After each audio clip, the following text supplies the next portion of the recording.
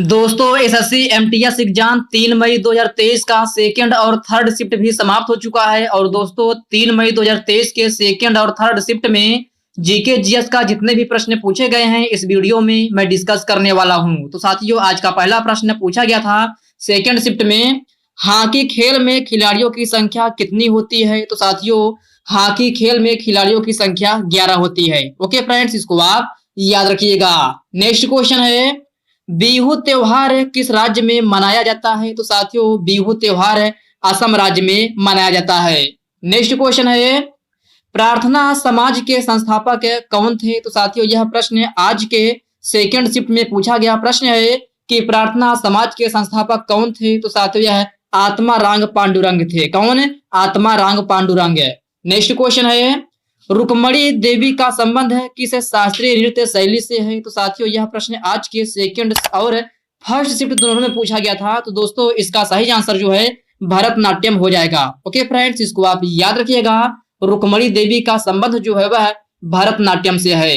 Next question है, स्वतंत्रता का अधिकार किस प्रकार का अधिकार है। तो साथियों स्वतंत्रता का अधिकार जो है वह एक प्रकार का मौलिक अधिकार है। और साथियों मौलिक अधिकार किस अनुच्छेद में है। तो साथियों यह अनुच्छेद 12 से लेकर 35 तक है। इस पॉइंट को आप अच्छे से याद रखिएगा। नेक्स्ट क्वेश्चन है, दक्षिणी गंगा किस नदी को कहा जाता है। तो साथियों आपसे पूछा गया था दक्षिणी गंगा किस नदी को कहा जाता है। तो साथियों यह गोदावरी नदी को कहा जाता है। किस नदी को? गोदावरी नदी को।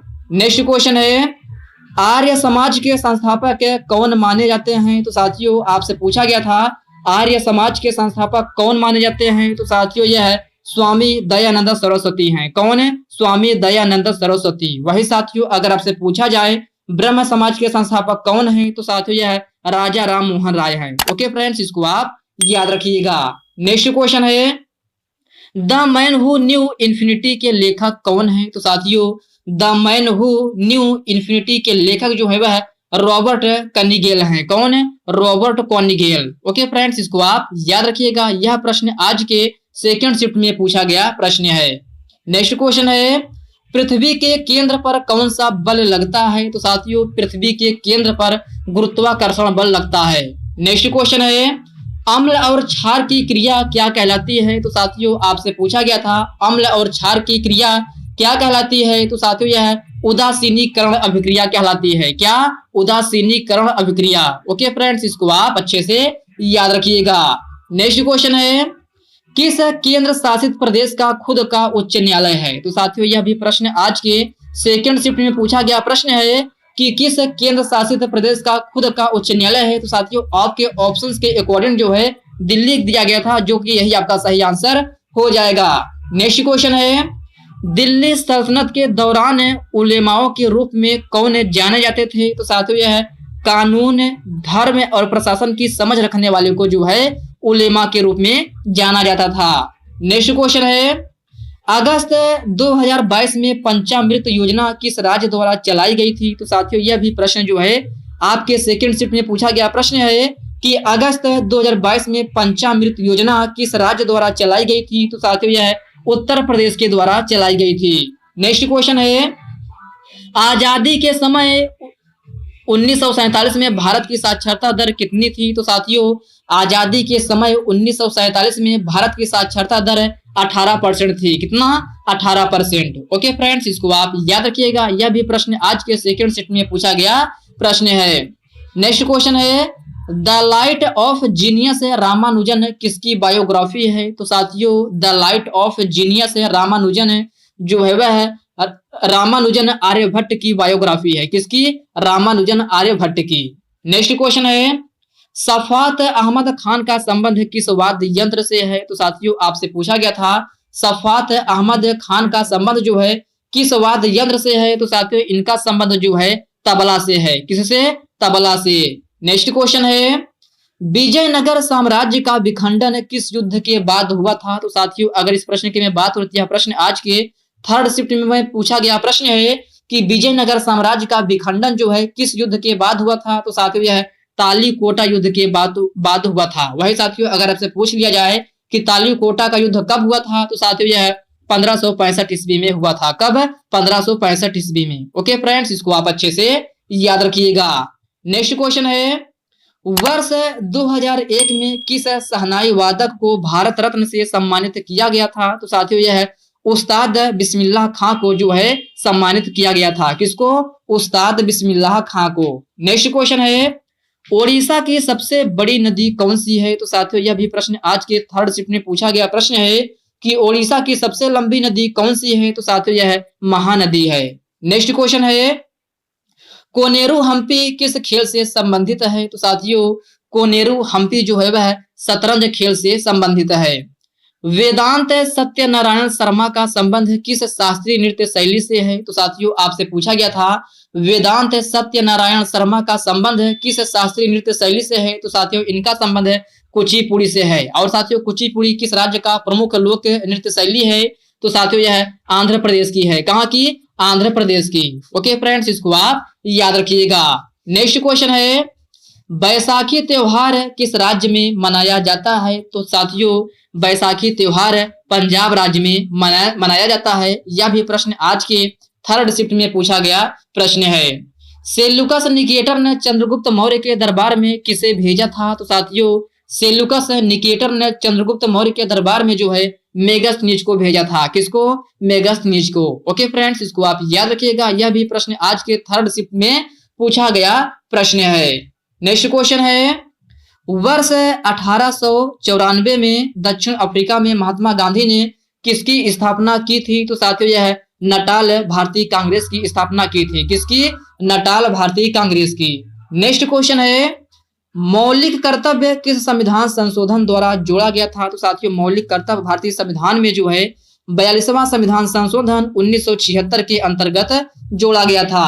नेक्स्ट क्वेश्चन है, महाबलीपुरम स्मारक किस वंश से संबंधित है? तो साथियों यह भी प्रश्न आज के थर्ड शिफ्ट में पूछा गया प्रश्न है कि महाबलीपुरम स्मारक जो है किस वंश से संबंधित है? तो साथियों यह पल्लव वंश से संबंधित है। किस वंश से? पल्लव वंश से। ओके फ्रेंड्स, इसको आप याद रखिएगा। तो साथियों आज के सेकंड और थर्ड शिफ्ट में हमें पूरे 25 से 26 क्वेश्चन मिले थे, जो कि मैंने एकदम ऑथेंटिक क्वेश्चन के साथ आपकी एनालिसिस करा दी है। तो साथियों अब जो आगे मैं क्वेश्चन कराने जा रहा हूं दोस्तों, ये क्वेश्चन मैं उन स्टूडेंट के लिए कराने वाला हूं जिनका एग्जाम आगे आने वाले शिफ्ट के लिए है। तो दोस्तों आप इन क्वेश्चनों को बड़े ही ध्यानपूर्वक पूरा देखिएगा, क्योंकि साथियों एनालिसिस के बाद थोड़ा सा आइडिया मिल जाता है कि किस टॉपिक से ज्यादातर क्वेश्चन पूछे जा रहे हैं। तो साथियों फर्स्ट क्वेश्चन है, ब्रेल दिवस कब मनाया जाता है? तो साथियों ब्रेल दिवस की मैं बात करूं तो यह 4 जनवरी को मनाया जाता है। तीसरी पंचवर्षीय योजना का कार्यकाल कितना है? तो साथियों तीसरी पंचवर्षीय योजना का कार्यकाल 1961 से लेकर 1966 तक है। नेक्स्ट क्वेश्चन है, फूलदेई त्योहार कहाँ मनाया जाता है? तो साथियों फूलदेई त्योहार उत्तराखंड में मनाया जाता है। देश का सबसे बड़ा लिखित संविधान कहाँ का है? तो साथियों देश का सबसे बड़ा लिखित संविधान जो है वह भारत का है। ओके फ्रेंड्स, इसको आप याद रखिएगा।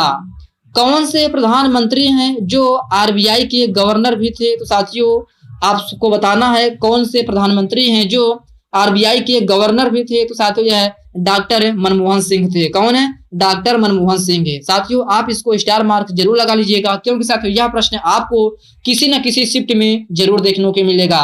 नेक्स्ट क्वेश्चन है, नीति आयोग का फुल फॉर्म क्या होता है? तो मेरे प्यारे साथियों नीति आयोग का फुल फॉर्म है national institutions for transforming India होता है। नेक्स्ट क्वेश्चन है, सरहुल पर्व किस राज्य में मनाया जाता है? तो साथियों सरहुल पर्व झारखंड में मनाया जाता है। और हॉर्नबिल त्योहार पूछा जाए तो नागालैंड में मनाया जाता है। और साथियों हॉर्नबिल त्योहार की बात होती है आपके एसएससी एमटीएस एग्जाम 2023 में ऑलरेडी पूछा जा चुका है।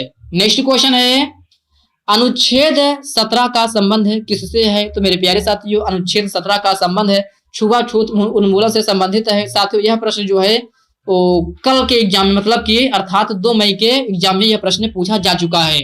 नेक्स्ट क्वेश्चन है, मीराबाई चानू किस राज्य की हैं? तो साथियों मीराबाई चानू जो है वह मणिपुर से राज्य की है। कहां से? मणिपुर से। नेक्स्ट क्वेश्चन है, विश्व में सबसे ज्यादा वर्षा कहां पर होती है? तो साथियों यह मौसिन राम में होती है। अंग्रेजों ने अवध को कब हड़पा था? तो साथियों यह 1856 में हड़पा था। कब? 1856 में। नेक्स्ट क्वेश्चन है, त्योहारों का त्योहार किसे कहा जाता है? तो साथियों त्योहारों का त्योहार हॉर्नबिल त्योहार को कहा जाता है। हाफ मैन कप किस खेल से संबंधित है? तो प्यारे साथियों यह टेनिस खेल से संबंधित है। किससे? टेनिस खेल से। बिरजू महाराज किस लोक नृत्य से संबंधित हैं? तो साथियों यह भी प्रश्न आपके लिए वेरी वेरी मोस्ट इंपॉर्टेंट है, आप इसको स्टार मार्क जरूर लगा लीजिएगा। तो साथियों बिरजू महाराज का संबंध जो है वह कथक नृत्य शैली से है। डॉक्टर भीमराव अंबेडकर ने किस अनुच्छेद को संविधान की आत्मा कहा है? तो साथियों यह अनुच्छेद 32 को कहा है। नेक्स्ट क्वेश्चन है, जनगणना 2011 के अनुसार सबसे कम जनसंख्या किस राज्य की है? तो साथियों यह सिक्किम राज्य की है। पायकारा जलप्रपात किस राज्य में स्थित है? तो प्यारे साथियों पायकारा जलप्रपात है तो तमिलनाडु में स्थित है। कहाँ? तमिलनाडु में। नेक्स्ट क्वेश्चन है, औद्योगिक विकास किस पंचवर्षीय योजना का मुख्य उद्देश्य था? तो साथियों यह दूसरी पंचवर्षीय योजना का मुख्य उद्देश्य था। और साथियों दूसरी पंचवर्षीय योजना का कार्यकाल कितना था? तो साथियों यह 1956 से लेकर 1961 तक था। विधवा पुनर्विवाह अधिनियम कब पारित किया गया था? तो साथियों यह 16 जुलाई 1856 में पारित किया गया था। कब? 16 जुलाई 1856 में। ओके फ्रेंड्स, इसको आप याद रखिएगा। नेक्स्ट क्वेश्चन है, फीफा का मुख्यालय कहाँ स्थित है? तो प्यारे साथियों फीफा का मुख्यालय स्विट्जरलैंड के जूरिक में स्थित है। कहाँ? स्विट्जरलैंड के जूरिक में। ओके फ्रेंड्स, इसको आप याद रखिएगा। तो साथियों आज की इस वीडियो में बस इतने ही प्रश्न हैं। साथियों यह वीडियो आपको कैसी लगी आप कमेंट बॉक्स में कमेंट करके जरूर बताइएगा। और साथियों यह वीडियो आपके लिए थोड़ा भी हेल्पफुल लगा हो तो इस वीडियो को लाइक कर दीजिए, अपने साथियों के साथ शेयर कीजिए। फ्रेंड्स अभी तक आप चैनल को सब्सक्राइब नहीं किए हैं तो प्लीज आपसे रिक्वेस्ट है आप चैनल को सब्सक्राइब करके बेल आइकन को जरूर से जरूर प्रेस कर लीजिएगा। तो चलिए साथियों इसी के साथ हम मिलते हैं किसी नेक्स्ट वीडियो में।